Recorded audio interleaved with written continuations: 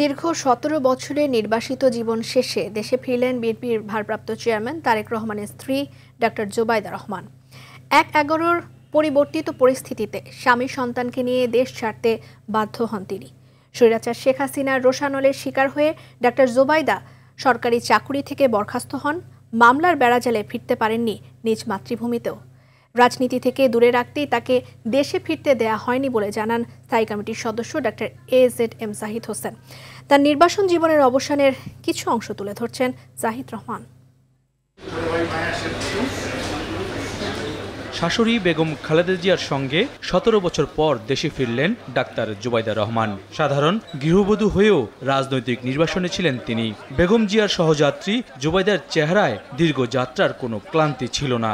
নিজ মাতৃভূমিতে ফেরার আনন্দ ছিল তার চোখে মুখে।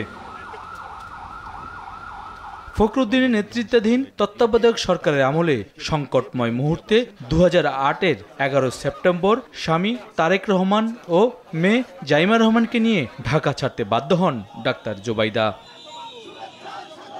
জানা আয়ের বাইরে সম্পদ অর্জনের অভিযোগে দুর্নীতি দমন কমিশনের মামলায় সাজা আর আওয়ামী লীগ সরকারের নানামুখী ষড়যন্ত্রে নির্বাসন জীবন কাটে জোবাইদা রহমানের। গণঅভ্যুত্থানের পর আদালত তার সাজা স্থগিত করলে দেশে ফেরার বাধা দূর হয়। বিএনপির স্থায়ী কমিটির সদস্য ডাক্তার জাহিদ হোসেন জানান, শুধুমাত্র তারেক রহমানের স্ত্রী হওয়ায় ফ্যাসিস্ট সরকারের আক্রোশের শিকার হন জোবাইদা। ডাক্তার জোবাইদা রহমান উনি এসছেন, উনি ম্যাডামের সাথে এসছেন এবং এই তো শুরু না, এটা ওনাদের দেশ, ওনারা আসবেন, এটাই স্বাভাবিক।